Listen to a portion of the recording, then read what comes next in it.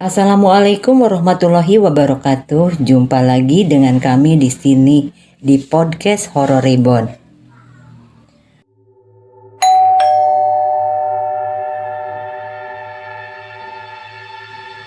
Matahari mulai condong ke barat. Jam praktekku sebaiknya kututup saja, mengingat pasien sudah tidak ada lagi yang datang. Oh ya, perkenalkan, namaku Tias. Profesiku bidan. Seuntai pengalaman akan aku paparkan di sini. Bagaimana kisahku hingga sampai ke kota gaib Saranjana. Berawal ketika aku dinikah seorang lelaki berasal dari kota Kalimantan. Dengan begitu, tugasku pun berpindah ke kota ini dan aku ditugaskan di sebuah puskesmas di tempat baruku dan membuka praktek di sore harinya. Seperti pada saat itu, setelah kembali menyelesaikan tugasku, aku pulang ke rumah mengerjakan tugas utamaku sebagai istri dan ibu.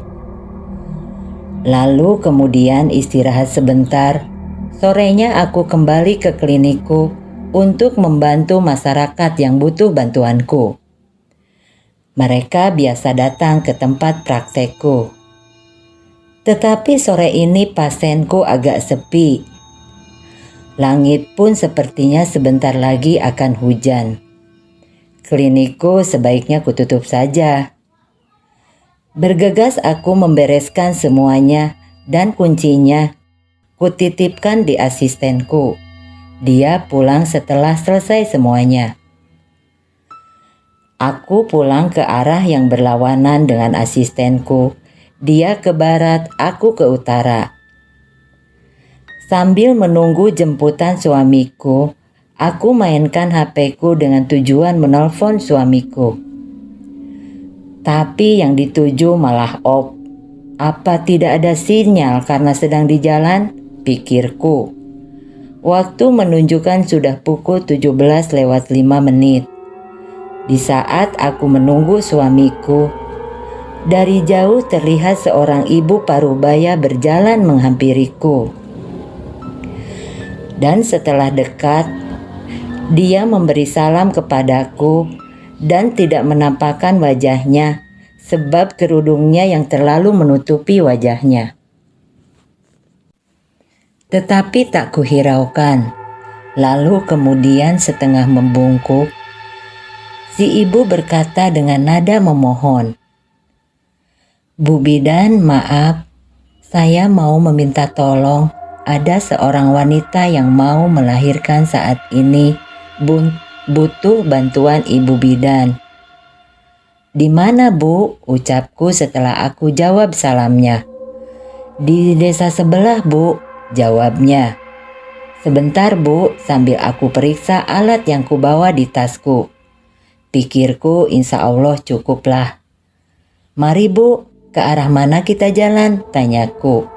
Ibu itu tidak menjawab, malah memegang lengan kananku sambil berkata, "Mari ikut aku."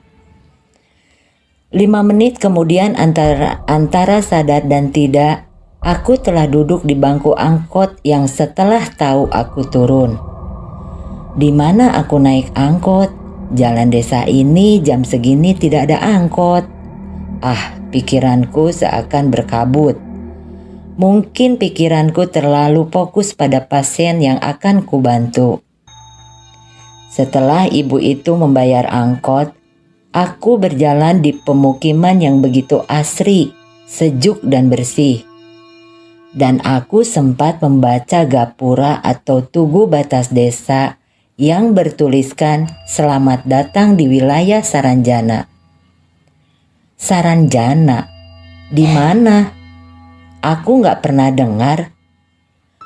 Atau mungkin aku baru di sini, jadi belum terlalu hafal daerah kelahiran suamiku, pikirku. Mataku gak berhenti memandangi toko-toko, rumah-rumah yang seakan aku masuk ke daerah real estate. Bahkan pikiranku terkagum-kagum. Rumah-rumah yang aku lihat seragam, tingginya sama, sampai pagar pun sama, Lalu ibu itu menggamit lenganku, mengajak berhenti di bangunan rumah yang persis di sebelahku. "Mari masuk, Bu, ini rumahnya." Aku menurut. Ibu itu ucap salam sambil memijit bel rumah.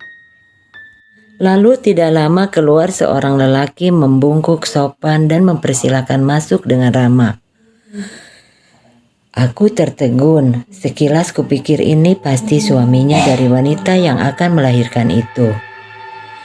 Yang aku aneh, lelaki itu memang tampan, tapi memiliki kuping yang lancip dan tidak memiliki garis antara bibir dan hidung. Di saat aku terheran-heran, si ibu menepuk bahuku, lalu menggamit lenganku dan membawaku masuk ke kamar wanita yang akan melahirkan itu. Aku takjub dibuatnya melihat kamar yang luas serta semuanya tertata rapi dari tempat tidur sampai boks bayi. Kemudian wanita itu setengah meringis menyambutku dengan keramahannya sambil berkata pelan, "Tolong aku, Bu, bantu aku." Lirih menahan sakit. Aku tersenyum, insya Allah aku bisa bantu. Lagi-lagi aku sambil terkejut menatap wajah cantik itu karena wajahnya sama persis suaminya. Kuping lancip dan tidak memiliki garis antara bibir dan hidung. Aku mengabaikan semua itu, sebab yang terpenting bagiku menolong persalinannya. Kemudian aku mulai bekerja, memeriksa tensi pasien. Setelah semuanya tidak ada kendala, aku mulai memakai sarung tangan untuk memberi suntik rangsangan. Tidak lama injeksi itu bereaksi. Wanita itu mulai kontraksi dan berusaha mengejan. Dan aku pun membantu dengan menuntun. "Ayo, tarik napas, lepas. Tarik napas lagi, lepas." Sambil tanganku menahan di bawah rahim wanita itu, khawatir kepala bayi jatuh ke kasur. Dan tidak lama kemudian terdengar tangis bayi pecah di ruangan itu. Aku berucap syukur. Kebahagiaan dari profesiku adalah ketika aku berhasil menolong yang mau melahirkan.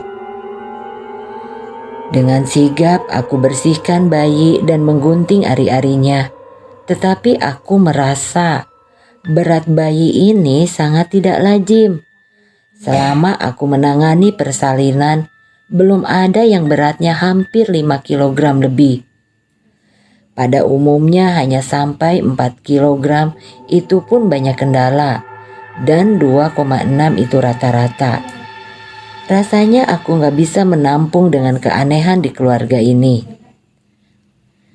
Setelah membereskan semua, wanita itu mempersilahkan aku untuk menerima jamuan mereka dengan hidangan yang sangat istimewa.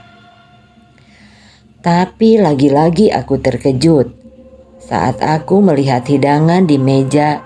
Ukuran makanannya dari daging sampai buah besar-besar semua. Aku hampir tidak berselera karena aku butuh pisau untuk menyantapnya. Aku pamit pada semua dan si ibu tanggap untuk mengantarku, seakan memahami tatapanku. Dan yang membuat aku terpana, baru kali ini aku melihat wajahnya si ibu itu sama persis dengan suami istri yang punya rumah ini. Pening rasanya aku memikirkan itu. Aku mengulurkan tangan pada wanita yang baru saja kutolong persalinannya. Maksudku hendak berpamitan. Tetapi wanita itu malah mencekal tanganku dan menyelipkan segenggam kunyit sebagai balas jasa. Sebetulnya aku tidak ingin menerimanya. Tapi akhirnya aku terima sebab khawatir mereka merasa tidak aku hargai. Akhirnya setelah aku berpamitan, pandangan mataku mulai kabur. Yang terlihat samar-samar hanya gapura tugu batas wilayah Saranjana. Selanjutnya dunia terasa gelap. Keesokan harinya, pagi-pagi sekitar pukul 5:12, samar-samar aku mendengar suara riuh bergemuruh. Suara bergemuruh itu berada di dekatku. Perlahan aku membuka mataku dan jelas suara riuh itu suara warga. "Ini Ibu Tias, kenapa ada di sini? Semalam beberapa kali padahal kita mencari di sini, tapi nggak ada ya kan?" Kemudian terdengar sahutan yang lain. "Cepat panggil suaminya. Kasihan 3 malam ini dia menunggu di sini," ucap warga lain. Tidak lama ada seorang ibu warga di situ membangunkanku. "Bangun, Neng," sambil memeriksa keadaanku seakan tubuhku khawatir ada yang luka. Dan suamiku pun datang sambil memberondong dengan pertanyaan. Dari semua pertanyaan yang aku jawab hanya mengatakan aku baru saja menolong ibu yang mau melahirkan di daerah Saranjana. Sontak warga yang mendengar kaget. "Hah? Saranjana?"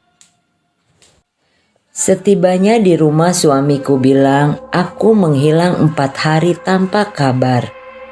Lalu aku ceritakan kejadian di Saranjana beserta ciri fisik orang-orang di sana. Suamiku terkejut lalu bertanya kepadaku, "Kamu makan enggak?" Aku bilang enggak, karena makanan di sana dan buah-buahnya bentuknya besar-besar.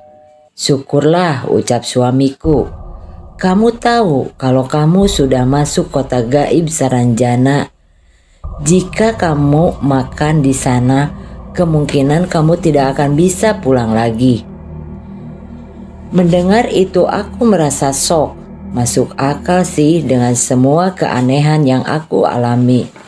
Lalu aku mengecek kunyit yang diberikan wanita itu. Masya Allah, kunyit itu berubah menjadi emas.